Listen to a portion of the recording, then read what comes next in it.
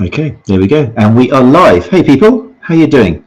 Welcome to episode 80. 80. What a great sounding number. That's where we are. Episode 80 of the Sports Therapy Association podcast. And if you're joining us live, then that means you've joined us on the Sports Therapy Association Facebook page, or maybe listening on YouTube, in which case you can feel free to comment and ask our guests questions. And when you do say something, then your little logo and question comes up on the screen. It's a great way of networking.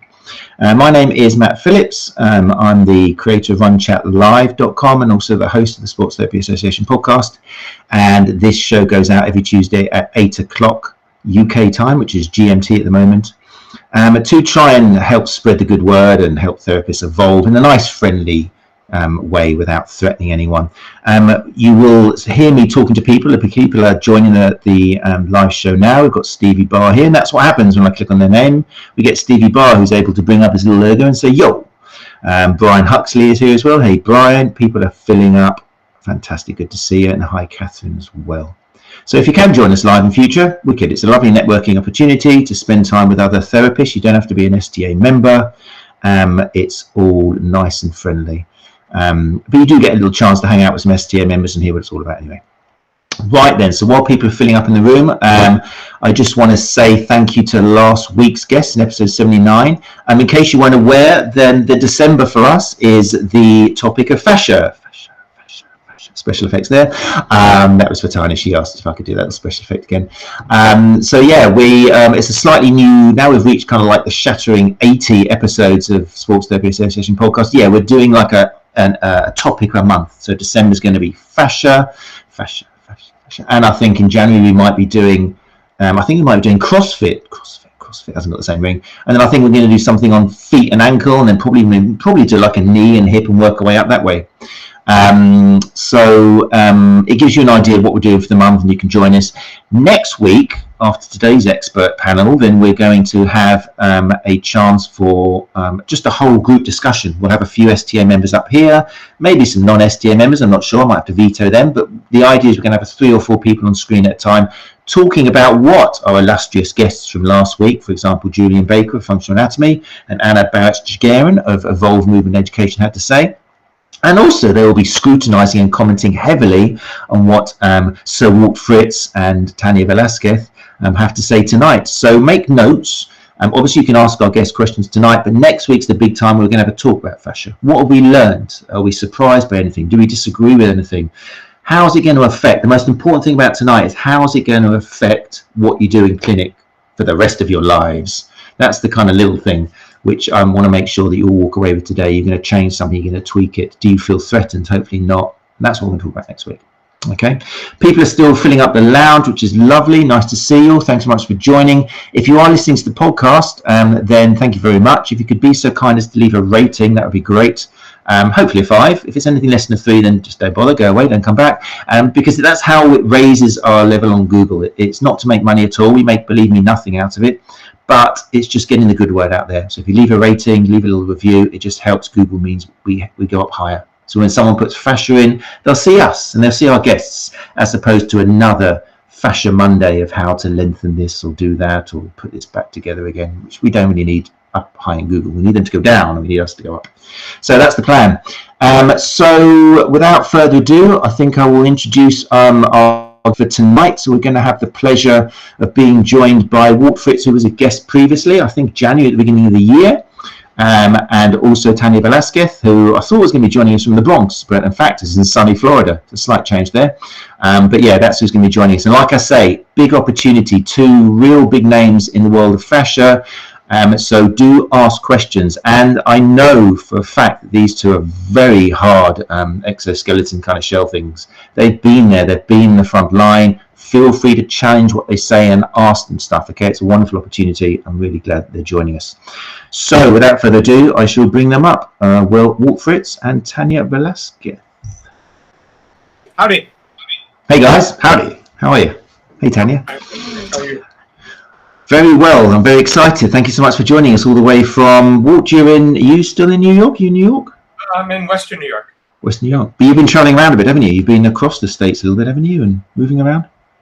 No, just basically Western New York in sort of a rural place people don't think of when they think of New York. But lots of cows and stuff like that. Yeah. But you've been traveling on planes and stuff the last couple of weeks? Yep, traveling a lot recently, and just finished my last class 2 days ago. So I'm happy to be home for at least a month. Fantastic, lovely. And Tania, you're actually in Florida, aren't you, visiting family? Yes, I live in Brooklyn, New York, but I'm visiting. So yeah, you have a much nicer background. I know, it doesn't look real, but it is. It really is real, people. So thank you both so much for joining us. So yeah, as you know, we've talked a little bit about this off air. It's the second episode in our month of fascia. For people who haven't met you before and don't know about you, then would you be so kind as to let me know, whoever wants to start first. You only get 60 seconds. No, I'm lying. You get about 2 minutes. Let us know how your relationship with fascia started. Where are you coming from? Who's going to go first? Go ahead. I'm going to let the boss go first. After you, Walt. What's that? You want me to go first? Okay. All right. So my name is Walt Fritz, and just as an FYI, I am still a frontline worker. I mean, I still am seeing patients on a regular basis here at my little clinic in upstate New York. But as you can see by my lack of hair, I've been doing this work for a long time. And you know, 1992, I started my first myofascial release training here in the States from John Barnes, which some of you may have heard his name. And I kind of went down the fascia rabbit hole, and I really enjoyed that narrative. I took everything he had to offer. I worked for John as a teaching assistant for 10 years, traveling around the country, helping others to treat fascia, helping others to help people, really. I was deeply embedded in that model, so much so that it was really hard to extricate myself. But I finally did in about 2006 do a lot of unfortunate events that don't need to be talked about here. But after I left, I kind of just sort of had an awakening in terms of looking around my rabbit hole at other people. It's like, what are you doing? You're doing stuff that looks remarkably similar to what I do for a living, but yet you're explaining it in completely different ways. And that was the start of my undoing and rebuilding and evolving into this person I am now, which is someone who doesn't treat their fascia or treat their nerve or treat their muscle. It's basically, I've got a human being in front of me, and that's who I pay attention to. And you know, if fascia can change the way people say, that's lovely. But I'm worried more about the person in front of me and not their fascia underneath everything. So that's who I am in a 90-second nutshell. So there you go, Tania. Beautifully done. Thank you, Walt. I'm sure we'll refer back to your history because it is a massive history. In Therapy Expo recently, I mentioned you a few times in between different presenters, and it was kind of like something out of Rocky IV. In fact, I think I did a Rocky IV kind of Sylvester Stallone accent with that whole thing. If you can change and I can change and he can change, we can all change. It was kind of a big thing. I often use it as you because you were really there with the pioneers, selling it all, believing it all, and doing some great work with it. In theory, people walking out really happy, and then you really did manage to turn it round after critically appraising everything and receiving kind of what was quite hostile debates at the time and saying the simplest stuff, but then you come back round and you're still a fantastic manual-therapist, and you've shown that it can be done however far you are on the other side. So credit to you. I just want to check before Tania explains her past. Gary Benson in the house mentions that it seems a bit quiet. Can someone answer Gary? Are you hearing us okay, people? I can hear them both fine. So just, let me know if you've got any problems, anybody else, with the sound. In the meantime, Tania, yes, what's your story, Tania? So my story is I became a massage therapist for the first time. Got my license in 1994 at the ripe age of 18 years old. I'll let you all do the math there. Yeah, and I didn't know anything. You know, the education's, I'd like to think a bit more different now, but as we discussed, maybe not. And of course, was just curious about a lot of different things. So it's any indicator of how far my journey has expanded, right, or how much I've evolved, is when I first finished, I was kind of helping to organize Reiki circles, and now I do no such.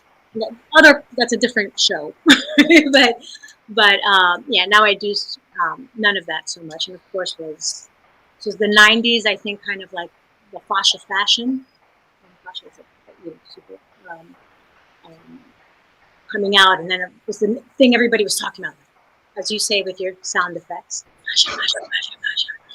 Right? Beautiful. And of course, it was like this mystical, magical, it's all connected to root tissue. And of course, I ran with that for many years. Fast forward, nearly 15, almost 20 years later, I didn't start teaching until I figured, well, I've made enough mistakes to be able to impart hopefully some wisdom to people, right? So I was working as a massage and manual therapist for a while before I got into teaching. When I started, I was like, you know what? I'm going to be a science-based educator. Little did I know that this house of cards of everything that I once believed and thought was about to come crashing down. So I started doing my research and here's my course curriculum and started pulling stuff up. Came across, I don't know if you know Walt, the Soma Simple forum. Oh, and that was kind of like the rude awakening that I received. Angry and all these things, and about 2 years of angry and fighting against this newer reality that's very difficult to embrace when after investing so much time, effort, energy into a certain belief system, narrative, method of working, and hands-on application, which I still love, but hands-on approach. And yeah, that was when my journey started to change. Through Soma Simple, discovered a lot of Diane Jacobs' work. She's been an incredible mentor to me. And I was very fortunate to take a class with Walt. What was it, about a couple years ago, Walt? It was awesome. Yeah, I think it was about 3 years ago, downtown New York. Yeah. Thank you for inviting me again. And he likes chocolate chip cookies. What? You like chocolate chip cookies? I did, yeah, I do. I'm trying not to now, but yes, I do. Yeah. Excellent. So the important thing is, which I want people to really take on board tonight, is you have both come from backgrounds where you were very much into what was happening at the time, really applied, still looking around, really getting into it and learning of other people around you, whether it was Reiki, whether it was the Myofascial Release, and really dedicated therapists. And it was when you started looking at a little bit more of the science, then there was a shock. And I think Soma Simple, when I first looked at Soma Simple, it was mainly about running. And I saw kind of like the hardcore podiatrists there attacking Blaise Dubois and attacking, it was just, the barefoot running craze had taken off. And it was really ugly. And I think that's what made me realize I can learn from this, but it's not healthy. All it's teaching me is don't be that guy or that guy, because they're both shouting really offensive. And I'm amazed that didn't teach the world, but that was a bit before internet really took off, and Twitter's still the same. It's a shame. But I like the fact that you both point out that it is a rude awakening, and because I'm really conscious of that, because people hopefully who are listening to the podcast, if you have seen something online, it's in capital letters and it's saying there's no point in manual therapy and don't do this, and you think you're doing what, and basically making you feel insecure, ignore it. Don't worry about that. What we're going to do tonight with the help of these two people who've been there is make you realize that you're not chucking everything aside. You haven't wasted any money at all, because you are you, and all we're going to do tonight is tweak a little bit and make it better for you. Open doors. It's all a very positive thing. So with that in mind, one thing, Tania, when you talk, when you move back a little bit, it gets a bit quieter. Oh, okay, so yeah, just sit on top of that mic a little bit. No, maybe not quite. Just kind of halfway there.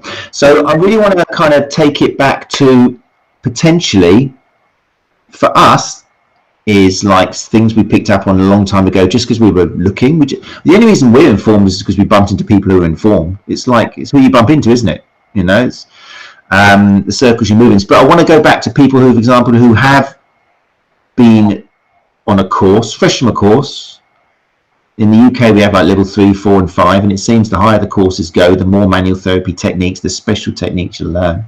So with regards to fascia, we'll go back to you, Walt, for a second. What are some of the typical things? I think in the States it's the same. What are the typical things which are being taught on fascia courses, which are either probably less true than they're taught, or maybe physiologically impossible, and I need you to break this gently, because there's probably a lot of people listening to this it's going to be a shock to. But yeah, what are some of the things which we know probably isn't the case, which were originally kind of taught in late 90s, 2000s? Well, that fascia changes under our hands the way it's said to, in terms of changing, you know, the nodal points if you're working from a trigger point perspective, or the concept of a fascial restriction releasing it. They're all lovely metaphors, but when you try and really look at it, is that really happening? And you know, you can go down some people's rabbit holes, you know, the Stecco books, and they claim that all these things are happening, and I'm not discounting what they're saying, or Tom Myers is saying, or Barnes is saying, totally. But how? I'm sorry, I just can't believe that there's so many different things happening under the skin, the way all these educators seem to claim, and not just about fascia stories, but muscle stories and limb stories and nerve stories. It's just, I'm sorry, it's too far-fetched to think that somehow that person walks in our office that selected us because they know we're fascia people and that they've particularly got fascia problems. I think the universality, if that's a word, it should be, that there's things we do with our hands that people say, no, that's a fascial thing, or that's a muscle thing, that I just don't think that we can really outwardly confirm without going down these bizarre rabbit holes of confirmation bias. And you know, the fascial work, the things that we do with our hands that are called MFR or whatever you call it, is exceedingly helpful at times. But if you look at somebody doing muscle work, are they really doing something that's so much different? And that's my contention, is that there's common denominators to our work beyond, like, so far above or below, however you want to look at it, the tissue we think we're involving. And that's my basis lately for the last couple of years, is looking at almost the behavioral aspect of what happens when we treat from an interpersonal perspective.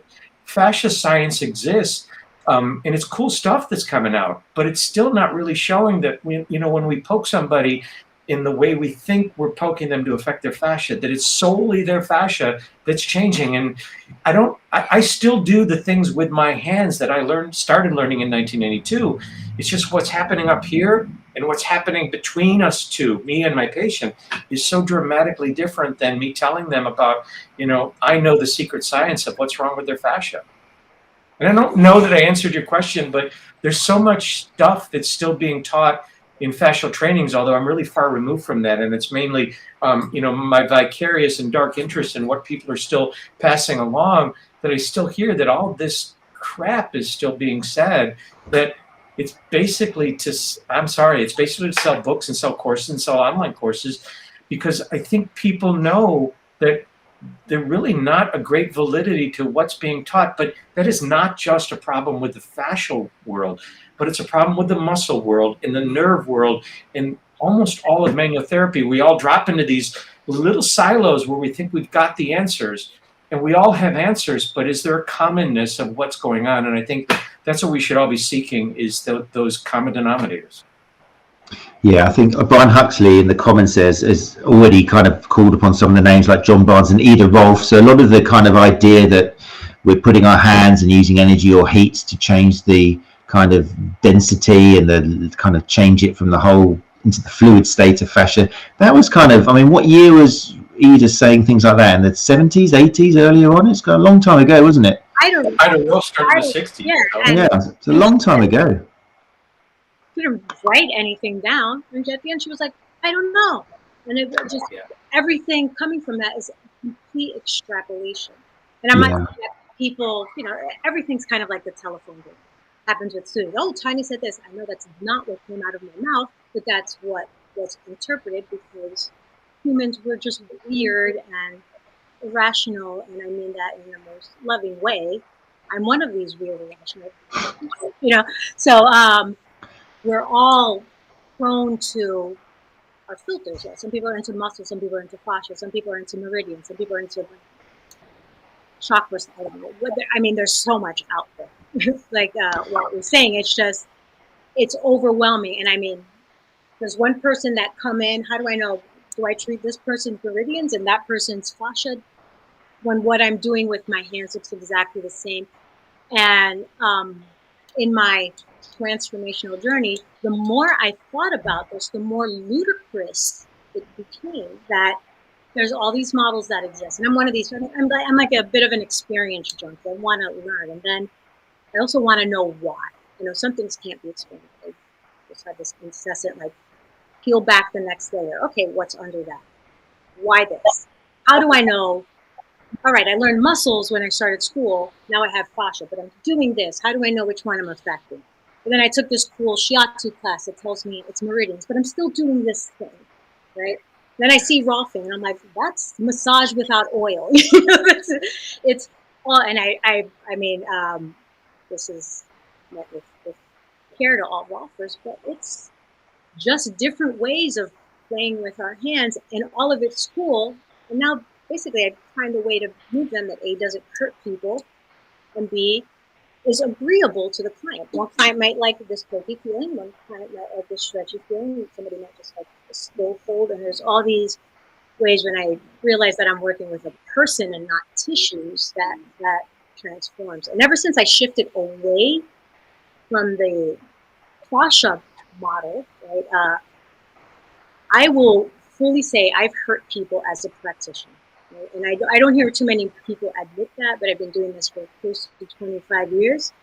Anybody that's been doing this long, if you haven't made mistakes, I don't buy it. I don't buy it. I don't buy it. I will admit that. And one of the reasons why I did that is because I thought I had to target this tissue. There's a certain amount of force to make this change. Was it intentional? Of course not. Oh, it's all about intention. BS. I've had great intentions and hurt people, right? Because my target, what my understanding was inaccurate. So the story does matter. Right? The stories we tell ourselves do matter because they will affect our interactions with human beings, not their tissues, right? They're human beings, and my capacity to listen to human beings, right? So, so I'm better off for leaving a narrative than so are my clients. Right? Nobody misses the painful stuff. Nobody misses it. And a couple do. They want that. And I'm like, then I'm not the right fit for you. I wish them well and hope they find that person that is fit for them. I'm not going to do that. So yeah, you mentioned a few things there. I want to touch on that as well because there's obviously it's part of a bigger picture. But because a lot of therapists, no, let's go. I'm going to ask this question. Why is it so important that we understand that we're not actually changing the state of fascia, that we're not breaking it down? You've already touched on a few reasons with regard to if we think we're breaking it, then we're going to use as much force as possible because that's going to be better. So I want to, first of all, what are some of the dangers of following this model where we're restructuring their tissue? Let's go on that first of all. You mentioned the pain, but yeah, back to you, Walt. What do you think are some of the dangers of following this kind of outdated theory that we are lengthening and changing and puppeteering someone back to how they're supposed to be?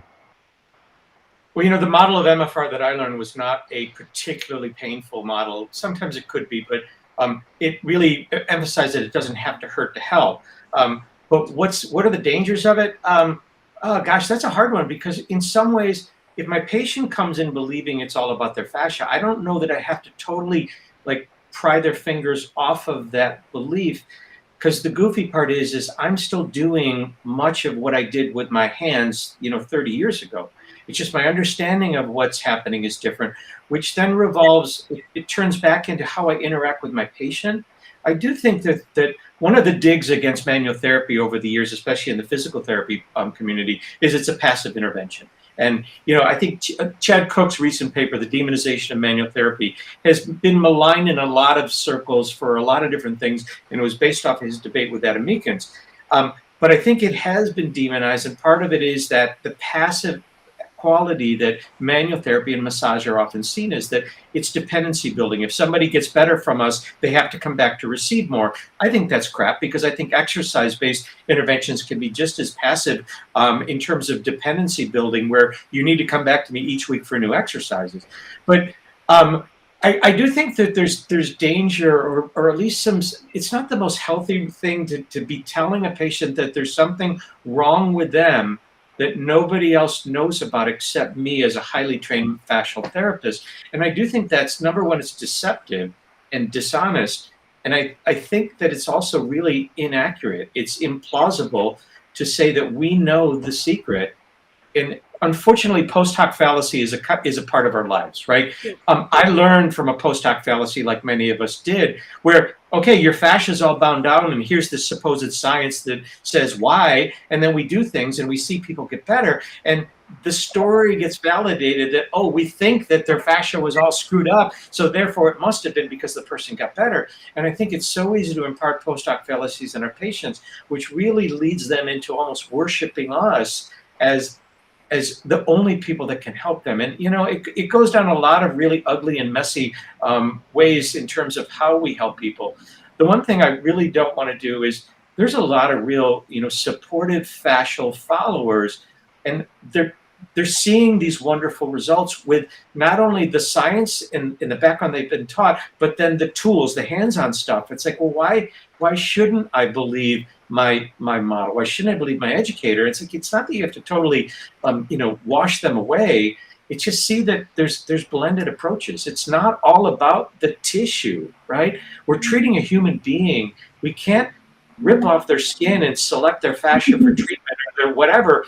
Diane Jacobs says, well, the only thing we know about is that we're treating their skin, so can we create a model based solely on skin? And I think Diane has a lot of brilliant observations, but none of us yet have cornered the market on having all the answers. And, you know, the fascia folks have some. Diane's got some. I've got some. Tania's got some. Matt, I'm sure you have some. But you know what? This is a work in progress, and I'll die not knowing. And it's okay to say we don't know, but let's see if we can help you become your coach. Like my whole manual therapy approach, and I'm a big movement geek, and is to help people get to a point where they're comfortable enough to move, because that's what, you know, to move relative to their own normal. And I'm not a big believer that it's, you know, I gotta go to the gym and do all, you know. I was gardening today. I got my movement in. That's movement. You know. Do something with your body that you enjoy. Now, there's things we do know about the fascia model that I think kind of, you know, if somebody still says that we can affect it, I'm going to, you know, scratch my head. So we need to further, but. Can you build on, Tania, can you build on Walt's point of, like, there's a human being at the end? I mean, this is one of the big things about moving away from just the thinking the issues in the tissue sort of thing, but can you build on that with what doors are opened when we do move away from thinking all of this problem is because there's an adhesion here? Because that's what the courses kind of do. It always surprises me when people go on this course, they'll say something like, wow, can you believe it? The last 5 people, the patients I've seen, have got what I learned on the course. And for me, that's just like, well, what's that telling you? Is that coincidence, or are you just looking for what you've been taught? You know, I'm Latin. We grew up with all kinds of superstition. I could say somebody has felt better with somebody waving chicken feathers over them. Is that the mechanism that's working? What's working, right? I feel better after a hot shower. I feel better after hanging out with friends, even if my body is tight and wound up, right? There's all kinds of ways I can feel better. Now, for a lot of people, that meaningful interaction happens with a manual therapist. We don't do talk therapy, but a manual therapist, a human being, treating them with unconditional, positive regard, and contacting them in a way that their brain agrees is beneficial, right? We know touch is energy. There's no, I mean, does it work? Does it have that effect in 100% of cases? Absolutely not. Nothing does. Right? People are like, manual therapy has temporary results. So does exercise. So does brushing your teeth. So does bathing. Right? Show me anything, right, that is permanent. So I think that's a pretty ridiculous argument. And sometimes when people say manual therapy doesn't work or sucks, I think they just kind of suck at manual therapy. I think that's more of what it is. And it's not your bag. That's cool. There's all different kinds of people. I refer out constantly. There is a client I had. I wish, I'm not going to make that. Maybe some people make the claim that they can help everybody. I'm not going to say that. There are times and effective. There are times they're not. I would like people to see a lot of the times. They're like, oh, but it helps when I do this. Also, look at the times when it doesn't. I don't think it's possible that one approach helps everybody all the time at 100%. I don't buy it. I don't buy it. You know, I would love that to be the case, but helping people not have fear around their bodies, their movements. When people are told, oh, your fascia is this or that, and you need 10 or 15 sessions. I don't believe that either. I think clients / patients have an inherent understanding when something's going to work for them. They are the ultimate experts on their own bodies, right? I might just help articulate things, maybe shine a flashlight at something they might have not seen before, right? So last week there was somebody I couldn't help. I didn't want to waste their time. I didn't say you needed more massages because it was a tension headache. It was migraines are complex, right? Instead I offered other things, maybe different types of movement, other kind of somatic. I mean, there's other approaches that can help. That's how I work with them, is debunking that what you need is more massage. If you find it beneficial in a pinch, of course, I'm here, go to somebody else, we're here for that. But it was not honest, right? So, and a lot of this fascial model is intent on and it's not intentionally roping somebody in. That's just the story that we're sold. You have to keep coming back. It's turning people off to manual therapy. If I'm working with something, accessibility is a big deal for me. Somebody's put aside their chunk of money to invest in me. I'm going to say you have to keep doing this. I understand times are hard for people. My job is to see how much can I help you with the time that I have. And if you find benefit, budget allows, of course, my doors are open. Happy to help you if that jives with you. But I think that actually prevents people. I've heard this from clients. Oh, but then I have to keep getting more massages. No, you don't. My job is to, you come in and I'm also want to help you do things on your own, your movement or self-massage, or working with another therapist, or finding something on YouTube, whatever works with their budget. But that's another thing with the model that I find a bit off-putting, and then I think it actually hampers the progress of manual therapy, because a lot of people don't have a budget for the 10 series, right? I'm sorry, my great grandmother's never had one series. She lived to be 100-something years old. Nobody touched her fascia. She's fine. So nobody's going to die without, fascial intervention. It's not that. It's beautiful work. I think it has a great capacity to help people, especially with. I think that's like one of the reasons why fascial work has been has stood around for so much and it's still sold. It's because it's such an effective model for the fixing model. It's lovely to have that idea where you come in, your shoulders aren't level. I've got the tool to make them level. That's going to sort out your pain. It's a mechanic's dream, isn't it? For someone who's focused on that, you've got a blueprint, you've got an answer for everyone who comes in. You do an assessment, you see if something's uneven. You've got the tools with this to change their fascia and therefore change the way. And you take that out, and I think sometimes that makes therapists scared, because often the business model, not always with bad intent. In fact, I like to think as I get older, it's the majority of people haven't got bad intent at all. They just love the idea they can help someone, and this is a lovely model which makes you believe you, empowers you, doesn't it? So taking that away often makes therapists feel like, I haven't got a model anymore. What am I supposed to do? How can I say I don't know? But that's what we've got to kind of do, isn't it? We've got to change our chip with regards to what we're doing. We're not mechanics, because we're not working with a car. We're working with a human who's kind of complex and not complicated, and there's a big difference. So how do you help therapists, because you're both educators, how do you help change that chip where you help the therapist still feel empowered, but taking that kind of blueprint away from them and allowing them to embrace the unknown and ask questions and try and find the answers from what the client says, as opposed to what their body does or can't do? Well, I can tell you my own process was really hard when I stopped.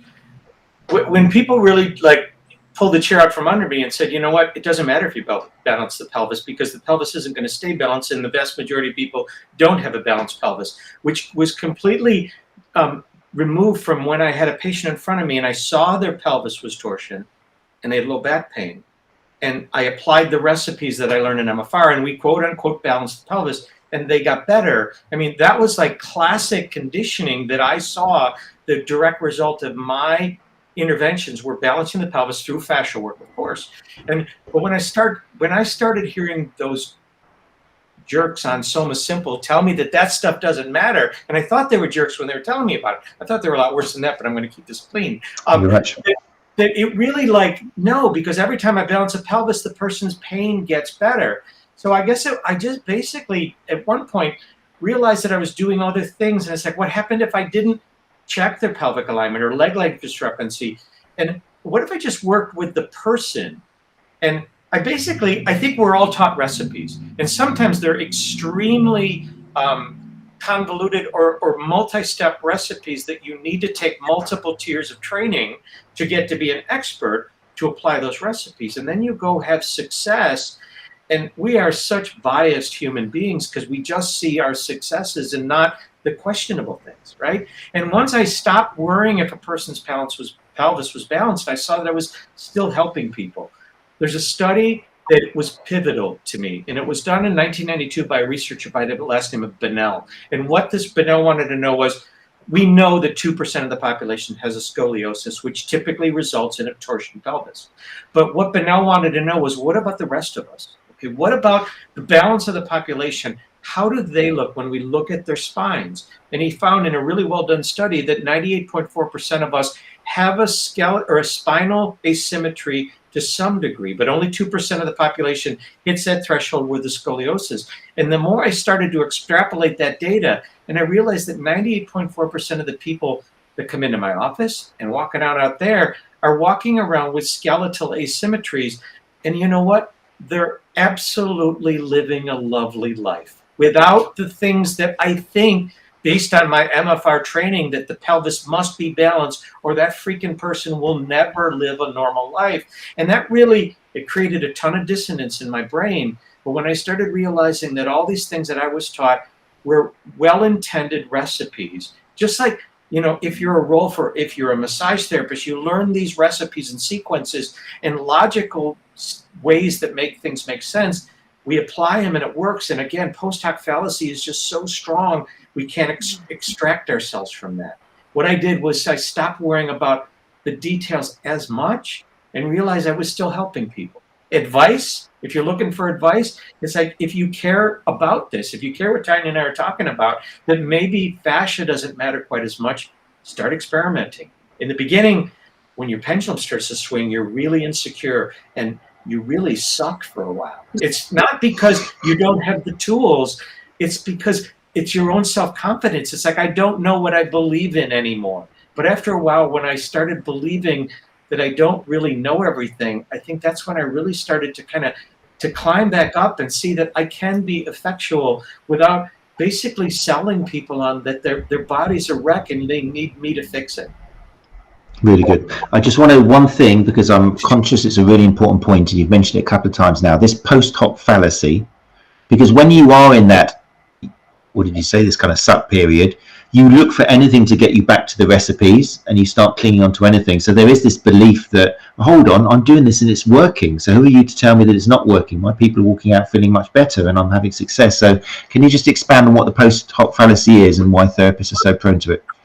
The classic definition is the rooster crows early in the morning and the sun comes up. So the post hoc fallacy would say that the rooster caused the sun to come up, which of course is absurd, right? But I'm going to use it applied in the fascial narrative. I said it before that here's all the science about fascia, Matt, and then here's how you do it. And then we apply those principles and damn, people get better. So we believe the story we were told. But again, it's not just fascia, it's massage, it's muscles, it's nerve, it's everything that somehow somebody explains it to us in such a logical way that hits those parts, those chips in our brain that you called about before, that we say, yeah, that makes a lot of sense. And look at the results that I have. And it therefore validates the story. It doesn't. It doesn't. When we touch someone, there's dozens, hundreds, thousands of stories of why we can be helpful. But yet somehow we pigeonhole it into this narrow little realm of fascia or muscles or nerves or lymph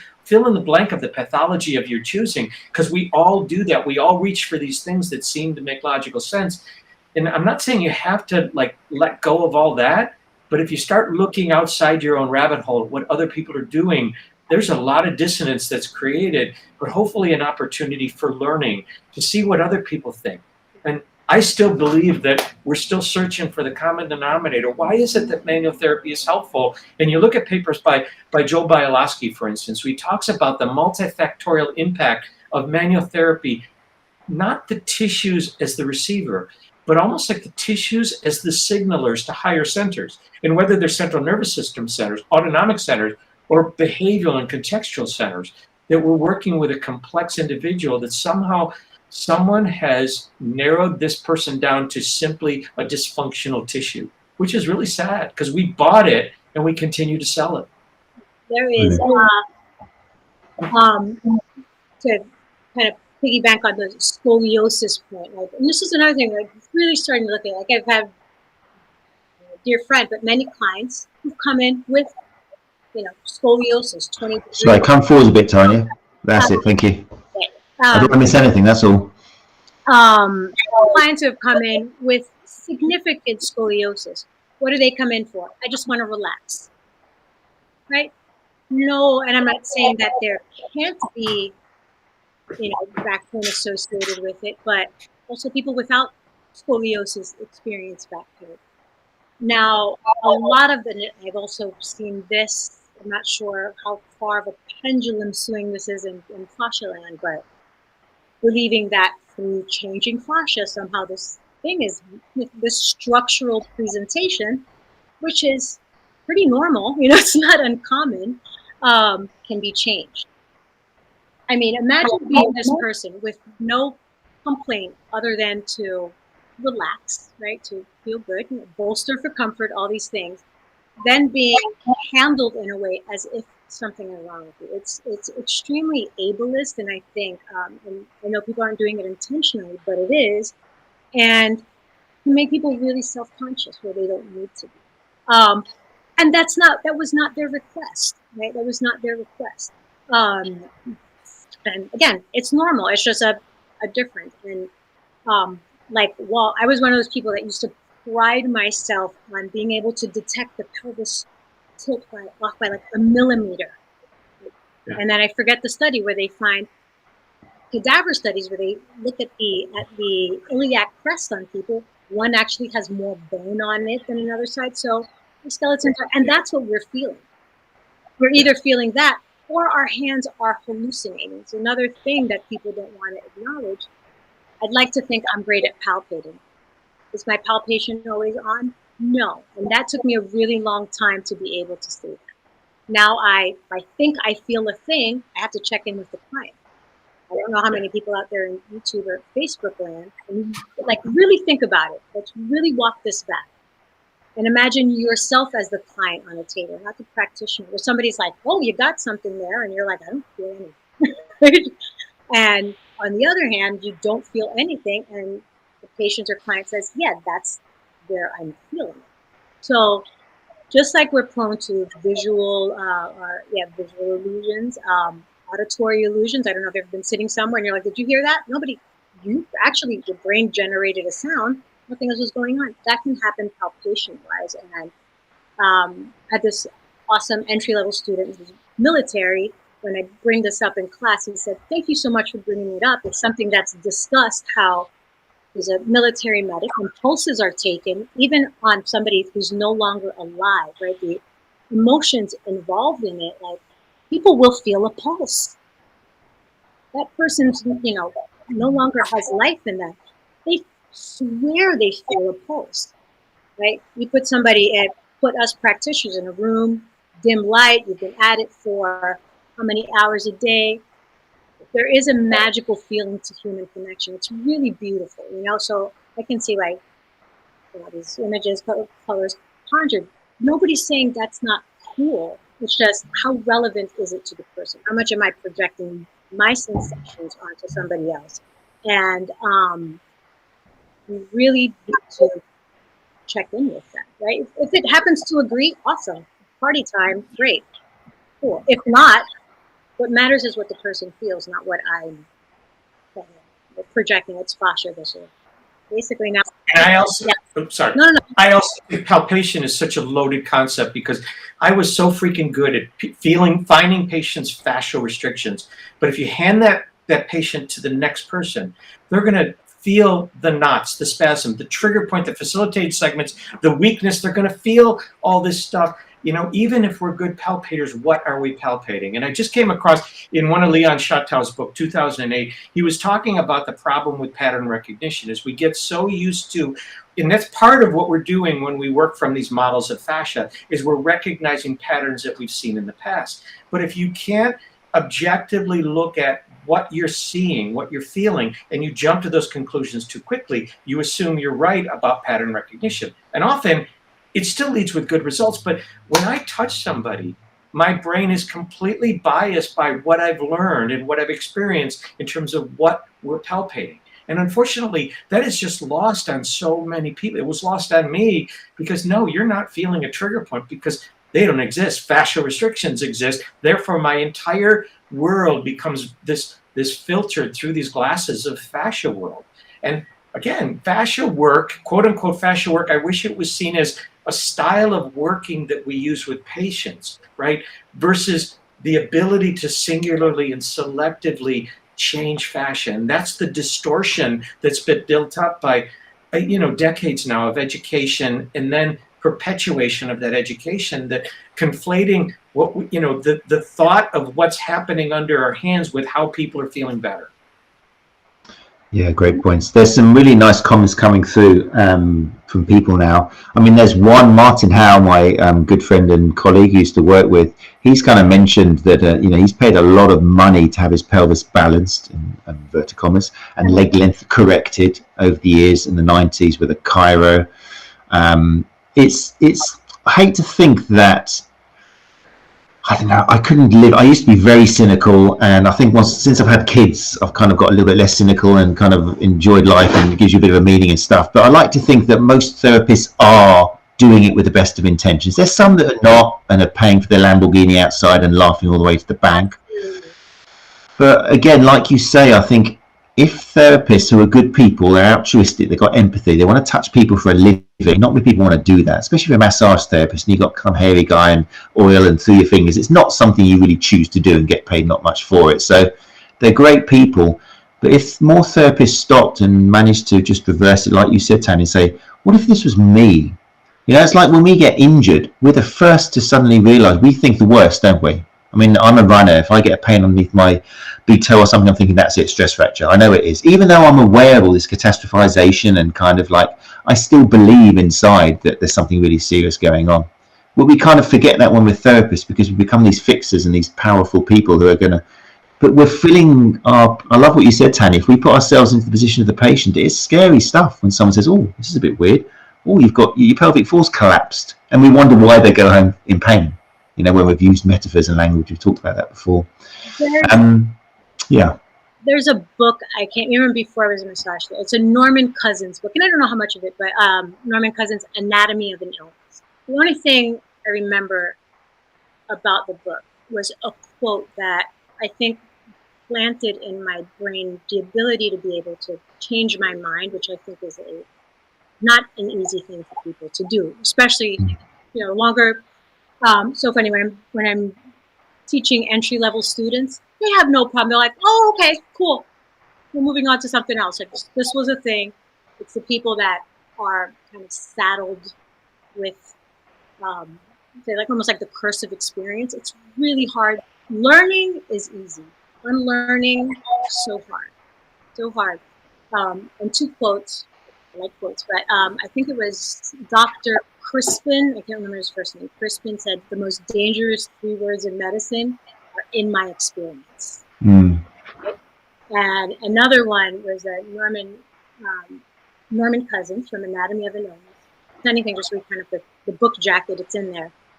And I'm paraphrasing, this is not verbatim, but something to the effect of be careful what you tell your patients because they just might believe you. Lovely. And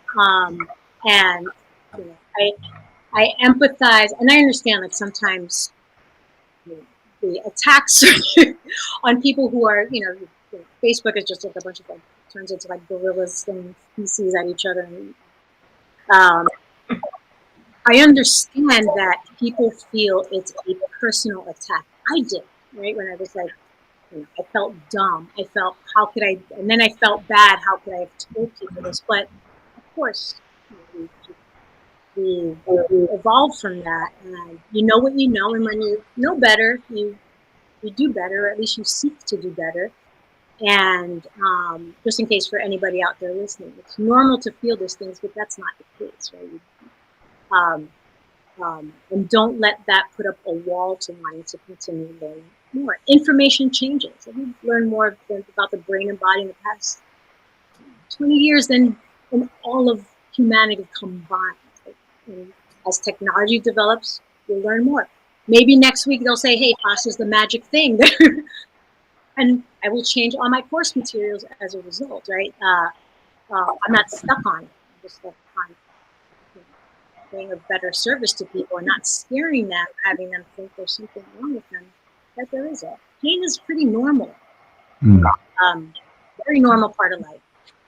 And let's focus on, because we're slightly running out of time. I want you to talk a little bit more about, and maybe with your students, but it is a tumultuous time when you are being challenged, and like you said, especially with social media, it's the death, because you read these texts and you read the I hate emoticons, when there's a discussion going on and people are like sticking their tongue out and winking an eye, and it's like, that can be so violent if you're just watching that thread and it's like everyone's laughing at you. Imagine if it happened in real life. I mean, you just disappear. But when you do get over it and the coin does drop, and it's actually just opens so many doors, doesn't it? And it's just suddenly you can unlearn anything you want, and you can change from day to day, and it creates a thirst and ability to digest new information, and an openness, self-critiquing yourself. Focus on your personal experience and what you see in students when the anger and the frustration and disappointment does go. How does it change your life as a therapist? Oh, creativity. You just get to be a lot more creative. I get to learn more. I get to learn from my clients. I learn more from them than anybody. They have the answer. Like, what helps you? And I don't say anymore. I just ask them questions. Like, oh, why do you think that is? Well, what could you do? What else could you do outside of here? That could be, oh, well, I like this. I do feel better after a hot shower and a stressful day. Okay, do more of that. So brilliant. I'm already a purveyor of obvious information, but they know what's up, and then I just help them have less fear around it, and also make sure that ruling out red flags and all that they have gotten the right.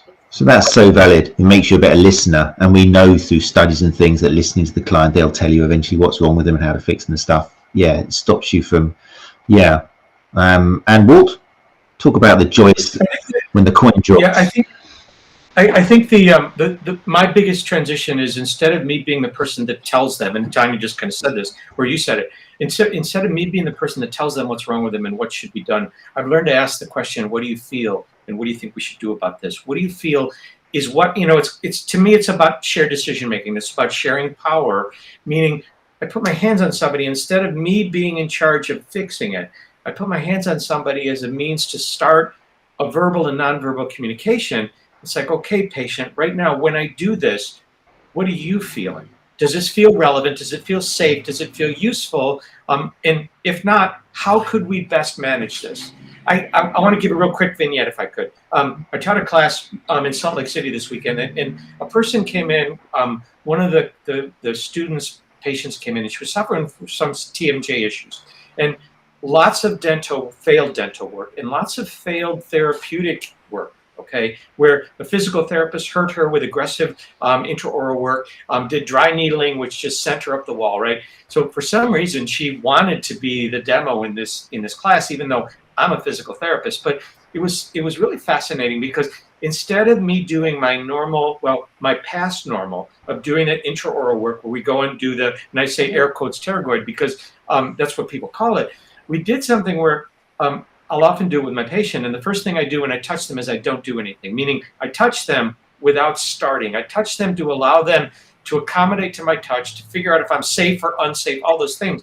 But we went into that space where she had been hurt by oral surgeries, but she'd been hurt by an aggressive physical therapist in the past. And I lightly laid my finger on there, and then I invited her to put her hand over mine and show me what to do.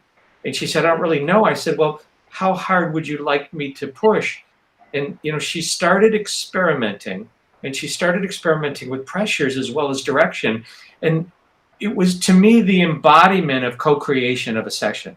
Instead of me being the expert in charge of everything, she was the expert in charge of allowing my touch to help her. And boy, that's kind of what embodies my approach anymore.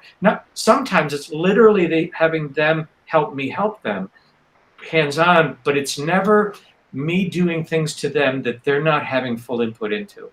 I don't know whether I really answered your questions or went off on one of my typical tangents, but to me, that was, in a nutshell, how I believe myofascial release, if you want to continue to call it that, can evolve. Let the patient and you co-create this intervention. You know, Brian had asked, well, I think we need to get rid of the name.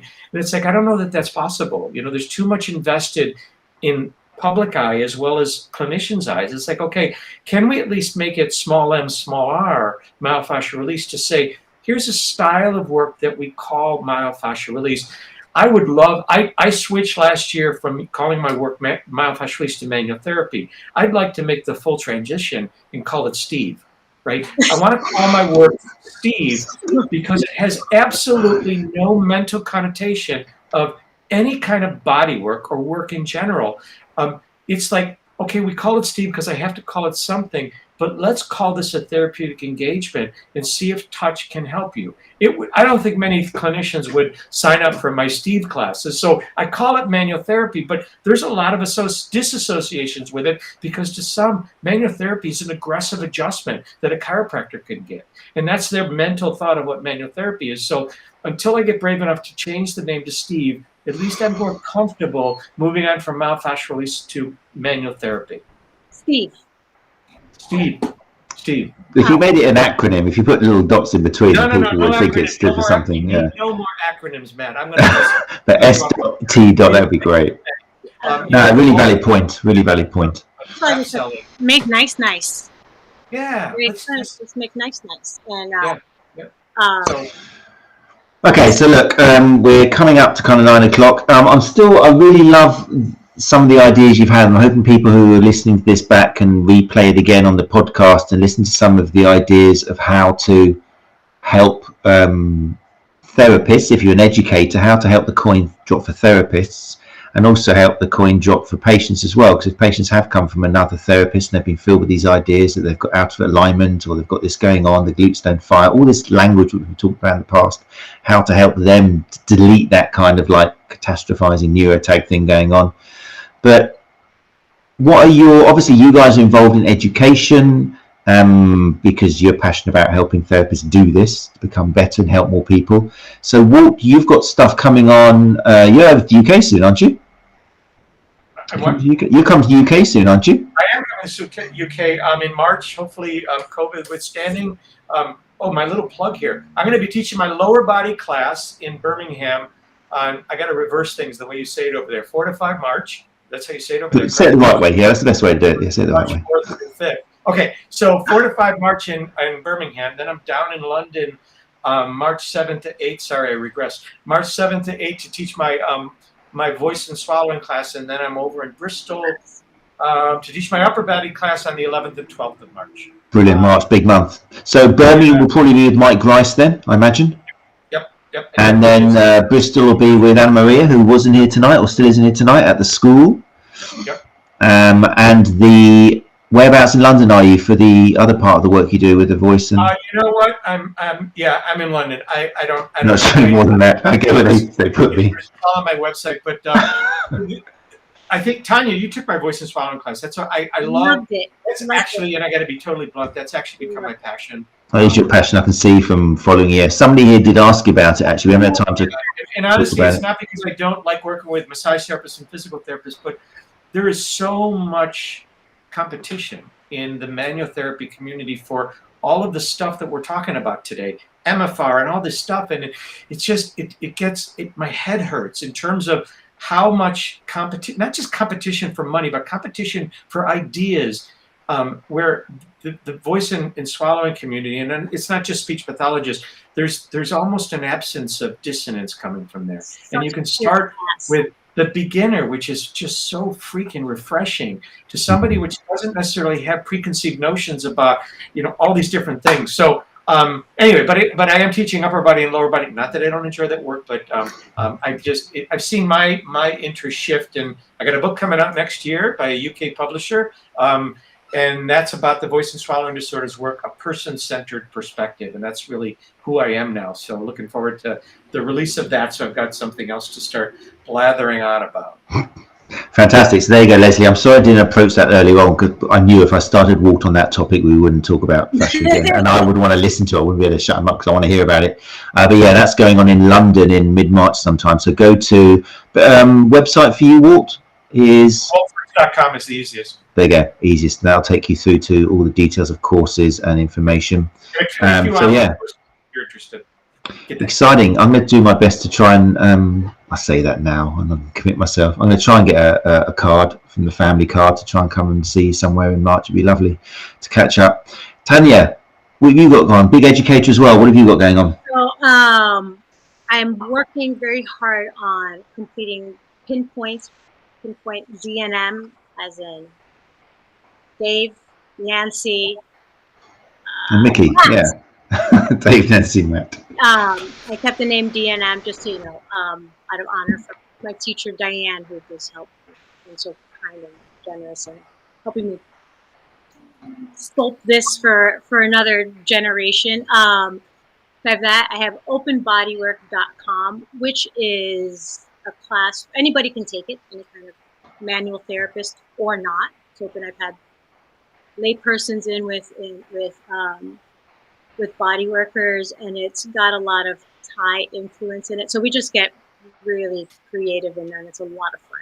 It's a lot Can you repeat those two I'll make sure it goes into the notes. What are the two websites again? Open Bodywork. Yep. Is one style of manual therapy, and it has a lot to do with therapists learning to listen to themselves. I've had people come in that have been doing it for 20 years, had pain in their body, and after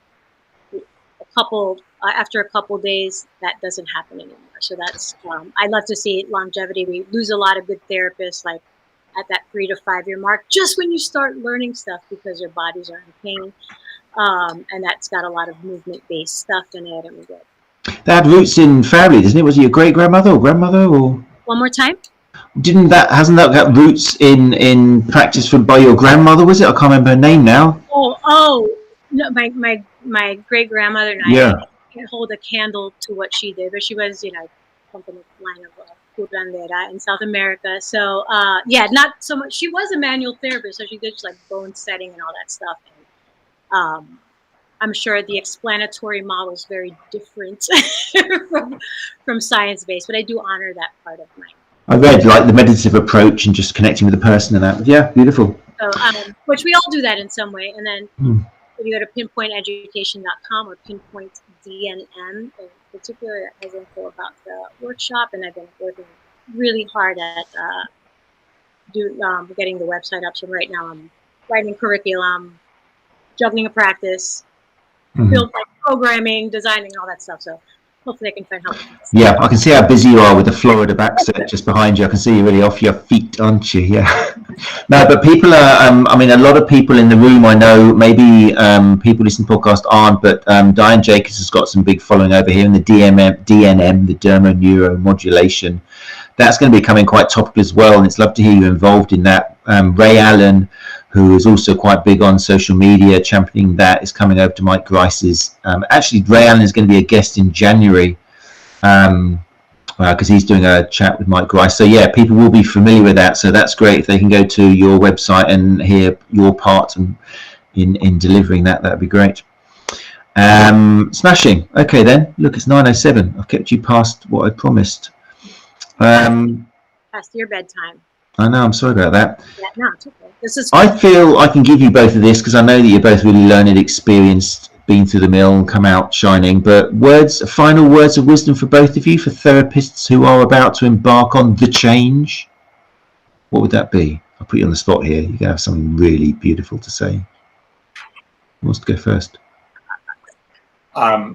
Be broad and look at all that's out there. Because if you just dump yourself down one more rabbit hole, I think you're just repeating the same mistake, if you'll allow me to call it that. But we end up, you know what, I did it. I studied model after model after model, and then you realize there's so much out that everybody has to share. But what are the common denominators? And that's what I look for. And I think I do know the common denominators are not the tissue that we think we're having secretive access to. It's a human being we're working with, and follow up with models like that. Tania, you've had 15 seconds now to think of something deep. Keep asking questions.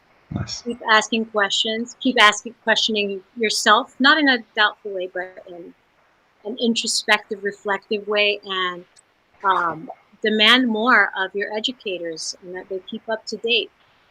And that's our job, right? Is to deliver the most accurate information available. And I invite everybody to hold people to that. And one more thing. Hold me to that, so yeah. In my experience, 3 dangerous words. It's often not easy to challenge your educator. Not challenge, at least in the models that I trained with, if you challenge the educator, you're ostracized, you're bullied, you're shamed. And if that's your model, it's like find a different mentor, right? I mean, is that really what you want to be doing? And I hope it's not like that in the UK, but it is unfortunately here in the United States. Yeah, my students will be the first day of class. I tell them, challenge me. Yeah. Ask me for evidence. If I don't have it, I will sit down. Please bring it to me. I have changed some stuff, and students have brought it to my attention. So, challenge Definitely, me. sign of a healthy educator. Yeah. Definitely. Right, thanks guys. Just a reminder here from Gary Benson to all STA members, please support our members' prize draws in the STA 12 Days of Christmas posts on social media streams. I've been seeing them. Gary, as always, is delving deep into his pockets and just throwing free stuff away, so make sure you're spreading all of that, people. There's loads of stuff all over social media, and so yeah, just for me to say thank you once again, Walt, Fritz, for joining us, giving up your time, and to Tania Velásquez. Thank you. Thanks, Walt. Thanks for having me. Good to see you, Tania. Good to see you too. Thank you. Stick around. I'm going to sign out here, so but stick around so I can say thank you for you in person. Don't disappear when I say goodbye to everyone. Everyone who is listening, I'll get this podcast out as soon as I can to give you time to think about joining us live on the 21st, because that's when I really want to do the other great way of learning, is just talking with your fellow colleagues, putting stuff out there. Have the confidence to either come and join us in the comments section where you don't have to show your face, but if you would like to come up on cam and talk that way, which can be a really great kind of confidence boosting thing, you're welcome. Could be for 2 minutes, 5 minutes, probably not more than 5 minutes, but do that. Just email me, matt@thesta.co.uk. I would love to have you along to discuss everything we've heard from Walt and Tania, and last week from Anna and Julian, and to just get some ideas out there. That'd be great. So let me know, and whoever does want to be part of that, it's on Tuesday the 21st at 8 p.m. GMT. Everybody is welcome. You don't need to be an STA member. Right, thank you very much. We'll be back next Tuesday with that. Like I say, Walt and Tania hang around. I'll say thank you. But you guys, thanks again for joining us live, and thank you for downloading the podcast, and we will see you very soon. Take care. Bye-bye. Thanks, Matt. Thanks. Thank you.